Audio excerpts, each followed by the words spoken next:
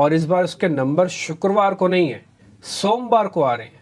ये भी एक बदलाव है इस बार के रिलायंस के नंबर। नहीं तो आपको, मेरे को तो याद भी नहीं है कि शुक्रवार के अलावा कब उनके नंबर्स जो है इस डे के अलावा आते थे। तो अब सोमवार को आ रहे हैं नंबर्स। एक बार जरा पता कर लेते हैं नंबर्स कैसे आ रहे हैं। मेरे सहयोगी सौमित सरकार जुड़ चुके हैं, रिलायंस को काफी अच्छे से कवर करते हैं, ज्यादातर जो भी प्रोडिक्शन वो करते हैं बढ़िया, आपको पहले से बता देते हैं नंबर्स कैसे रहेंगे। सौमित शुक्रिया। जरा बताएं इस बार, अच्छा ये डेट क्यों चेंज करनी पड़े, इसको सोमवार क्यों लेके नंबर, ये फ्राइडे की जगह कुछ काम है क्या उनको फ्राइडे को जो सोमवार को नंबर ला रहे हैं?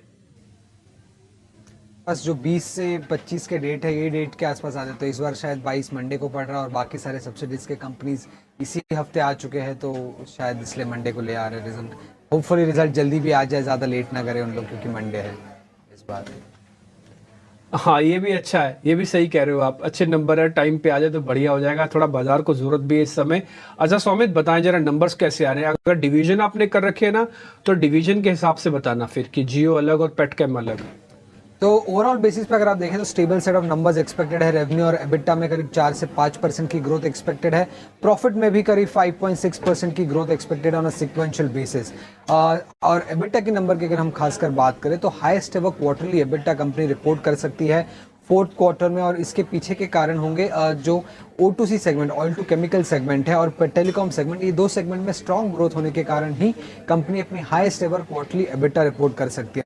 सेगमेंट वाइज अगर हम देखें तो ऑयल टू केमिकल सेगमेंट की जो एबिटा है वो करीब 13% ग्रो कर सकती है ऑन सिक्वेंशियल बेसिस, क्योंकि रिफाइनिंग मार्जिन्स हायर थे, थ्रूपुट हायर थे, और पेट्रोकेमिकल प्रोडक्ट्स के स्प्रेड्स हम देखें तो वो भी सिक्वेंशियल बेसिस पे थोड़े हायर साइड पे थे, और इसी कारण O2C सेगमेंट का परफॉर्मेंस अच्छा होगा। रिटेल सेगमेंट की अगर हम बात करें तो वहां पर रेवेन्यू ग्रोथ करीब 1.5% की दिखेगी, बट एबिटा में एक 1% की डिक्लाइन होगी, और इसका कारण ये है कि अगर आप देखेंगे पिछला क्वार्टर जो था, थर्ड क्वार्टर, वो सीजनली स्ट्रॉन्ग क्वार्टर था, फेस्टिव सीजन था, तो उसके चलते अगर हम देखें तो सिक्वेंशियल बेसिस पे एबिटा पे थोड़ा बहुत डिक्लाइन देखने मिल सकता है।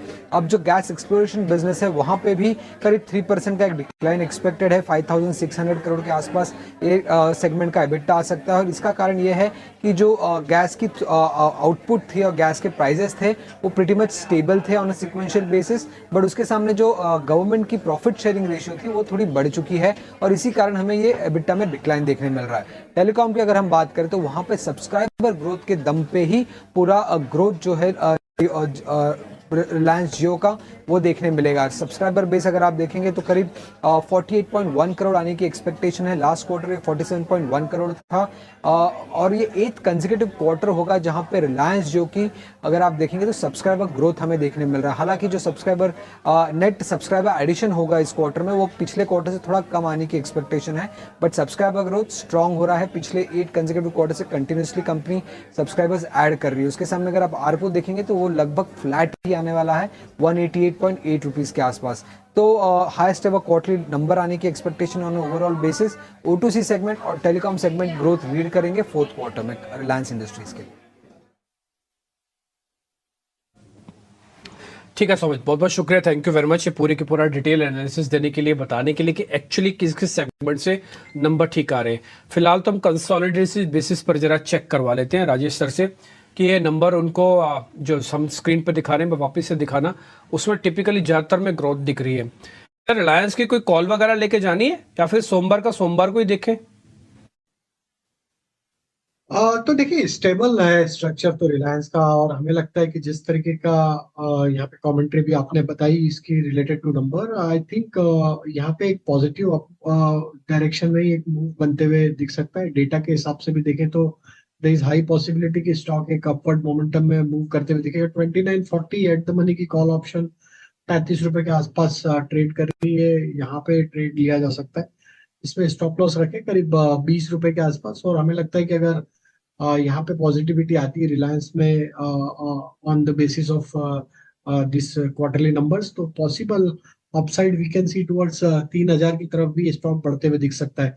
इस कॉल ऑप्शन के टारगेट उस समय हमें लगता है फिर 60 से 70 रुपए की तरफ आते हुए दिख सकते हैं, तो 35 रुपीज में ये 2940 के स्ट्राइक का कॉल ऑप्शन बाय किया जा सकता है अहेड ऑफ नंबर्स।